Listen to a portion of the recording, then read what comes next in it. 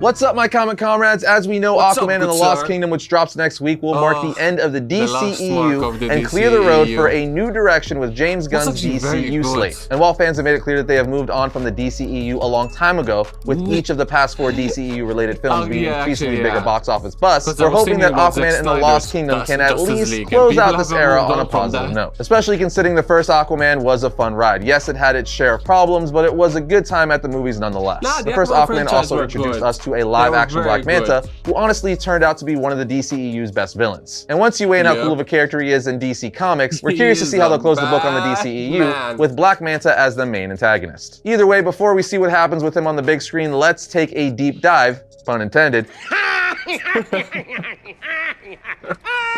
that's a good one.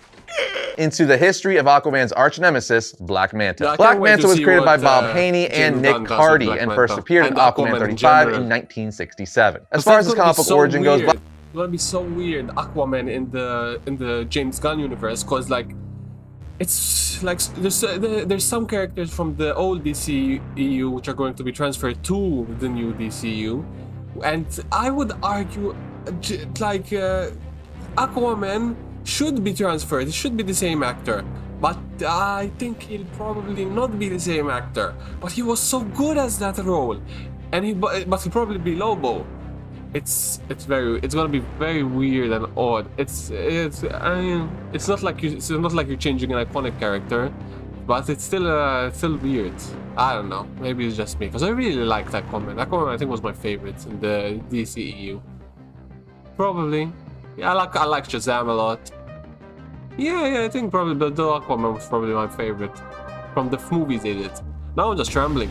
Black Manta has had a few over the years, and we're briefly going to go over each of them. It's important to note that while Black Manta has been around for a long time, his first origin wasn't given to us until the 90s Aquaman series. In issue 6 of the series, we get Manta's origin via a flashback, where we learn he was a young boy who grew up in Baltimore, Maryland, and one of his favorite things to do was play at the Chesapeake Bay, and one day, while playing by the water, he was kidnapped by pirates who forced him to work on their boat, doing whatever they needed, and would go days without giving him food or water, and physically abused him. One day, while being forced to scrub the deck, he saw a glimmer of hope, as he saw Aquaman swimming with dolphins nearby. But Aquaman unfortunately didn't see or hear him. As Black Manta says, I called to the sea for help, but it did not answer. The hated sea left me to the indignities, to the pain, with no other choice. So realizing he was going to have to save himself, he snapped and stabbed the pirates to death, learning how to kill to survive, to kill what you hate. Now hating the sea and its ruler Aquaman, he was determined to one day get his revenge and become the sea's master by defeating Aquaman. Now that's the first definitive origin we got for Black Manta, but in the early 2000s, Aquaman title, we were given a much different one. In issue 8 of the series, we once again meet a young Black Manta who this time around is an autistic orphan kid who is placed in a wing of Arkham Asylum, as in Gotham's Arkham Asylum. We see him screaming uncontrollably whenever the staff try to put him in bed because for some reason to him, the touch of cotton gave him excruciating pain. And even odder, as the comic book says, he found sublime in the freezing cold water. And since this is Arkham, you know they aren't about to handle this with care and patience. Nope. Instead, the staff restrained him with straps to a bed. The only thing young Black Manta found comfort in was when he was watching Aquaman on TV. He would literally just repeat the words swim and love over and over while watching Aquaman. And yet again, because this is Arkham, they eventually did experimental treatments on him. One of the experimental treatments performed on him worked, but it made him violent. So much so, he stabbed his doctor in the eye with a syringe. He then escaped, and when he grew up, he became Black Manta, designing the Black Manta wetsuit and helmet with huge red eyes, able to shoot red rays. Still having his love for cold water and now being extremely violent, he would eventually come into conflict with Aquaman. In the series, we would learn Black Manta's real name, David Hyde. All of this brings us to Black Manta's most current origin and the one they're pulling from the most for the Aquaman films. And that is the origin given to us by Jeff Johns during the New 52. In this modern take, Black Manta is a treasure hunter and mercenary who worked with his father, who was the captain of the boat, while Manta was the diver. Eventually, Black Manta would be hired by Dr. Shin, a marine biologist who was a good friend of Aquaman's dad, Tom Curry. So good, in fact, he mentored Aquaman when he was a boy after his father discovered his son's unique abilities. Anyway, Shin hired Black Manta to retrieve a blood sample from Arthur to prove that he was of Atlantean heritage, as he became obsessed with finding the lost city of Atlantis. Of course, this didn't go over well with Aquaman's dad, Tom Curry, and he died having a heart attack while defending his son Arthur. And this is where everything goes off the rails. Wanting revenge, Aquaman tracks Black Manta on his boat in the middle of the ocean on a stormy night and kills him by strangling him with one hand. The problem is, he killed the wrong guy. He killed Black Manta. Manta's dad, thinking it was Manta as he was the only one on the boat at the time, since Manta was diving and emerged right after Arthur killed his dad. This would then set Black Manta down a path of revenge on Aquaman by doing whatever he could to destroy his life, but remember, Manta was also responsible for the death of Aquaman's father. Thus, the two would be locked in a circle of revenge forever. Oh no, the wheel of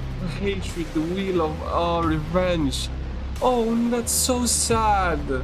It would take someone with very strong will and determination to say, like, I am not taking revenge, but that is an origin story and a half. Oh, it could have been so avoided. Oh, that's so sad. For me, this is definitely the most compelling origin, so I'm glad it's the one they're pulling from the most. The DCEU has definitely taken liberties with this origin, but kept the core element of Black Manta blaming Aquaman for his father's death. Anyway, now that you know all about his origin, we're going to move on to Black Manta's story arcs and publication history. But first, you know where you can go to find some dope. Okay, kicking off Black Manta story arcs, we have what is easily one of the best and most iconic Black Manta stories ever written, and that is Adventure Comics issue 452, and the story titled Aquaman vs. Aqualad. Essentially, what's going down is Black Manta and his goons have taken control of Idealist City, capturing Aqualad and Aquaman. Once captured, Black Manta reveals to Aquaman that he's behind all of this, saying once Aquaman is defeated, he will be the ruler of the undersea kingdoms, literally telling Aquaman, I alone shall rule. In fact, I had even intended to make the city's occupants my army, but alas, they have as much fight in them as a pail of sun-soaked shrimp. Now, as an extra FU to Aquaman, we learned that Black Manta also captured Aqua Baby and is keeping Aquaman's son in a globe filling with air, telling Aquaman the globe in which your whimpering offspring is encased in is slowly filling with air, and given his size, I should think 5 minutes sufficient time for him to suffocate. Of course, I'll be happy to press the button to replenish the water as soon as one of you lies dead on the arena floor. You see, he basically told Aquaman that him and Aqualad have to fight to the death, with one of them dying or he will suffocate Aquaman's baby. See no other option, the two heroes reluctantly start fighting. During the fight, Aquaman realizes he can communicate to the octopus named Topo, which he does, telling him to break free and crush Black Manta's controller to Aqua Baby's tank. At this point, he throws his trident at the air-filled globe his son is in, then grabs him and swims away. But it's too late. Black Manta had already suffocated Aquaman's son. The issue then ends with Aquaman swimming off, saying, I'll find Black Manta myself, and when I do, there's not a power on this planet that can save him. Needless to say, this is a very dark story to tell, where DC quite literally killed off a baby. Some pretty dark stuff. This event actually wrecked Aquaman's entire family and marriage, but we'll touch on that a little bit more later. Anyway, this leaves Aquaman out for revenge. I'm very curious to see how they'll touch on this in the DCEU, as in Aquaman and the Lost Kingdom, they're introducing Arthur's son, so will they axe him at the end since they're ending the DCEU?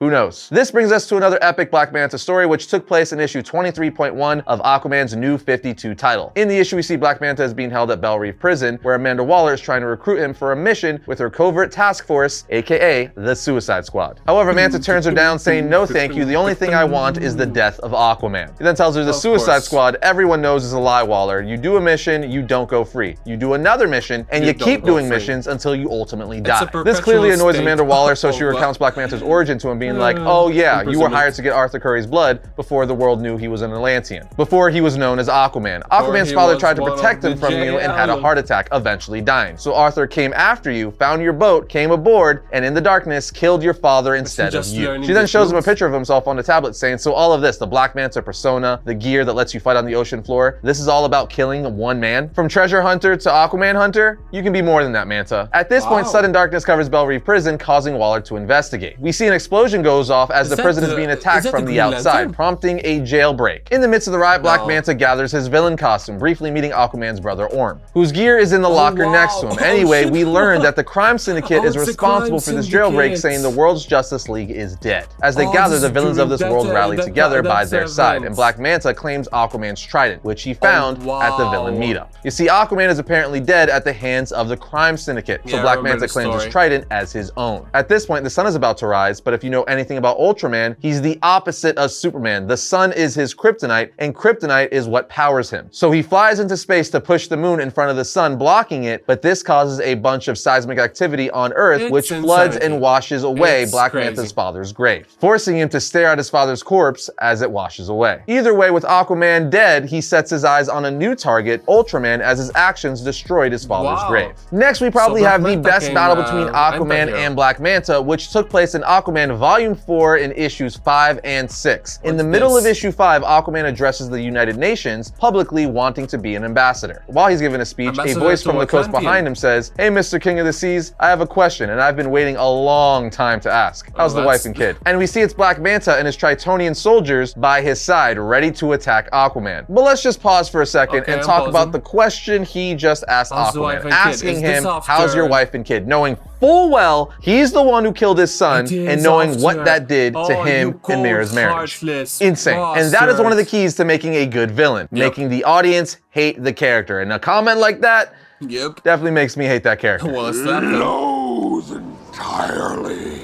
Now this leads to a massive battle as Aquaman quickly jumps into the sea to start attacking Black Manta with the help of Martian Manhunter, who is there supporting him. But Black Manta quickly submerges in his ship and launches a missile destroying Mercy Reef, which is the resting place of Aquaman's son. That again, Black Manta killed. Then in issue 6, Aquaman mourns the resting place of his late son, asking himself, "Why do you hate me so much, Manta? Why do you have to take away everything that means anything to me? You killed my son. My wife left me because of that. And now this. There's so much gone, I can't even cry anymore. Not after this." This obviously leads Aquaman to go after Black Manta. Before he finds Black Manta, we get our first ever definitive origin of Black Manta, where the pirates kidnap him as a boy, which we went over earlier in Origins. But yes, this issue was a twofer, one of the best Black Manta Aquaman battles, and the issue that gives us Black Manta's first origin. Anyway, Aquaman eventually finds Black Manta, rips open the hatch to his sub, and jumps inside as it's flooding. Black Manta then greets him with a blast from his eye beams, but Aquaman, enraged, just keeps walking towards him, saying, "They loved me. All you know is hatred for everyone and everything. You killed Arthur." Black Manta then shoots Aquaman, but he doesn't stop, and knocks the gun out of his hand, grabs Black Manta by the neck and says, "I'm going to kill you. Mira left me because of you, because I didn't track you down and kill you." Manta then asks, "Are you sure that's why?" as he stabs Aquaman in the chest with the blade ejected from his helmet. This allows Manta the time he needs to flee, while Aquaman stays inside the sub, feeling sorry for himself. But there you have it, several great Black Manta stories. But don't worry, we'll give you some more Black Manta reading recommendations later on. But now it's time to move on to powers and abilities. Black Manta has an immense arsenal of weapons, equipment, and vehicles, most of which he personally designed. He's also incredibly wealthy, amassing a small fortune from his time as a treasure hunter. And if Batman has taught us anything, it's that money makes you a badass vigilante, and the same goes for villains. With that said, Black Manta's most popular piece of equipment of his own design is his diving suit, which allows him to survive extremely deep depths underwater, as well as protect him from cold and pressure changes. The suit is also completely bulletproof and gives him a degree of superhuman strength and durability, allowing him to survive most major injuries and be able to stand up to Aquaman in combat. The suit also gives him the ability to jump great heights, but what he's most known for is his helmet. His helmet is very distinct and has two huge red eyes that give him infrared and scope vision, as well as his most popular attack, the extremely powerful optic blast from the red eyes that can kill metahumans. He also has an array of other weapons like concealed blades on each of his forearms that are each capable of cutting metahumans. But even with all of Black Manta's equipment, he is an expert fighter and assassin. He is one of the best assassins and disciplined killers the DC universe has to offer. He's even created his own fighting style, which he can use on land and sea. On top of that, he's at the peak of human conditioning and is an expert strategist and manipulator. He uses his intelligence and skills often to persuade others to join his cause. All in all, it's easy to see why Black Manta is such a threat to Aquaman. As for Black Manta reading recommendations, start with Aquaman Volume 2, The Others, then move to Aquaman Volume 2, Black Manta Rising, issues 5 and 6 of the 92 Aquaman series, and then wrap it up with Aquaman issue 452 and The Brightest Day Aquawar. That should be enough to get you guys started. But that wraps up our history of Black Manta. What do you guys think of the